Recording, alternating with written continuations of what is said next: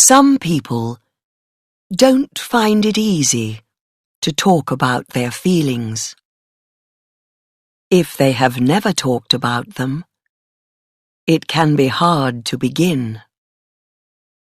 And year after year, it gets harder and harder, just like a callus on the skin.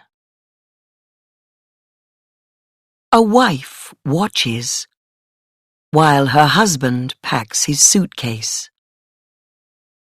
A great change is coming into their lives, but maybe it is easier to talk about the suitcase. She watched him pack his clothes and his wedding suit into his old suitcase. She could smell his cologne. When did he last wear cologne?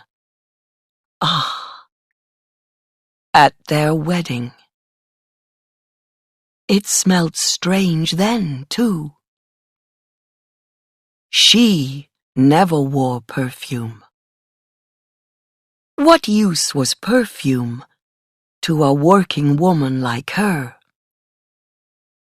And married women who wear perfume are looking for lovers, trying to catch other men. That's what people say. She already had a good, hard-working husband with a shop of his own. What more can a woman want? She began to feel better now, thinking about her good luck. Lost in her thoughts, she jumped at the sound of the suitcase shutting. His eyes went slowly round the room, looking for what? She looked up at him. "I put out all the clothes that you need," she said. "And you can't get any more in. It's a small suitcase." He looked at her for a moment. A Chinese girl like any other Chinese girl. Small eyes, flat nose, smooth pale skin, and long straight hair, now pinned up tidily, in the way of married Chinese ladies. She wore her usual light blue samfu.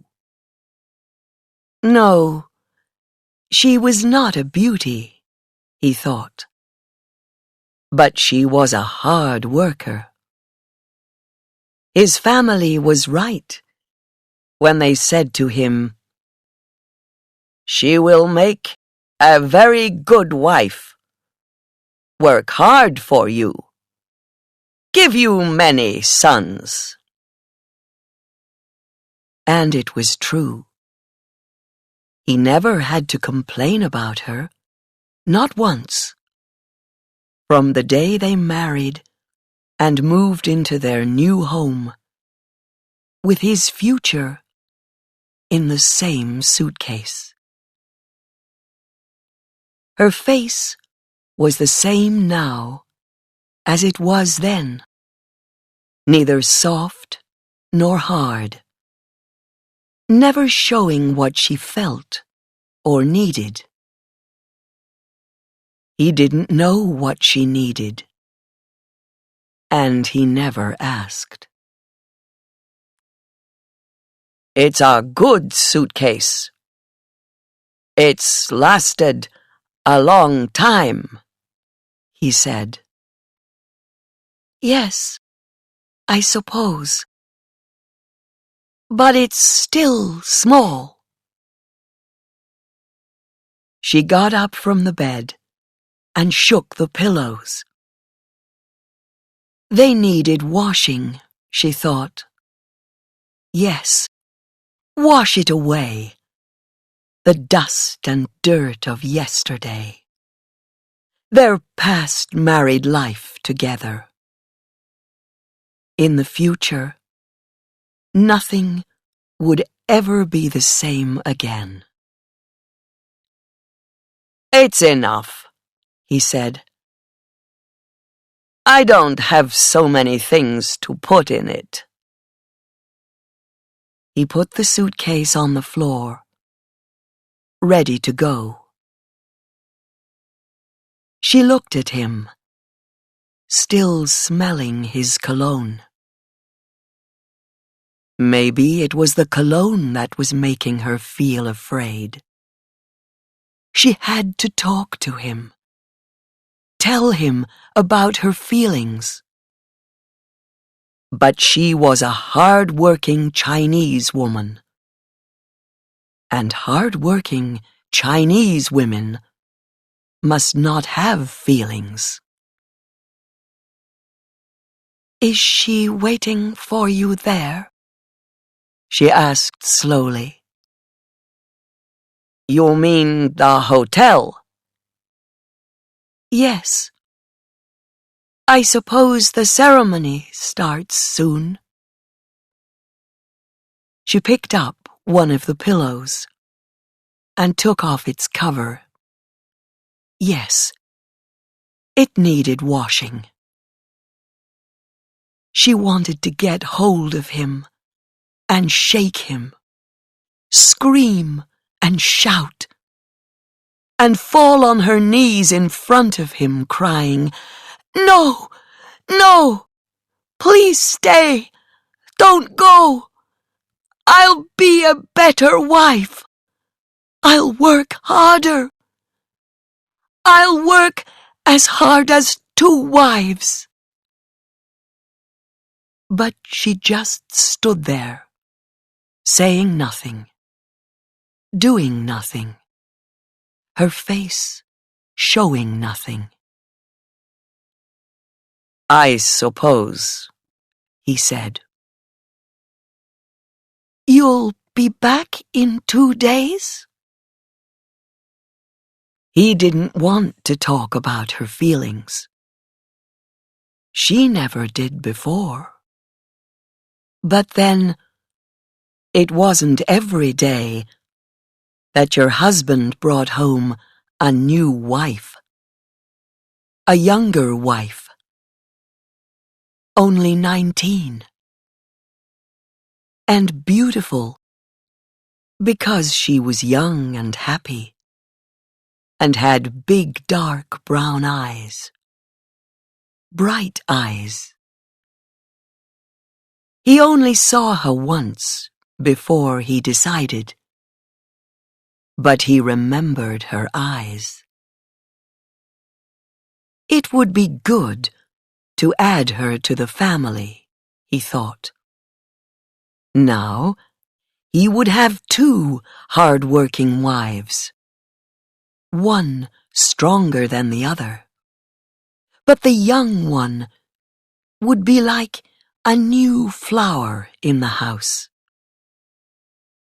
He picked up his suitcase. "Yes, perhaps sooner. I don't know," he said. "I'll take care of the shop," she said. "When you come back with her, I'll have some jobs for her to do." She sat on the bed again, suddenly feeling tired and old. He didn't understand. No one understood. She couldn't ask him not to go. People would say that she was wrong even to ask him. "Of course," he said. He was pleased that she thought of business. Business was important. He had many mouths to feed. He opened the door and turned to her. "Today is a great day for our family. Not everyone is rich enough to have 2 wives. And there will be more sons to continue the family name." He smiled at her. "Yes, not everyone. Husband?" She looked up at him, waiting, hoping. "I have to go now.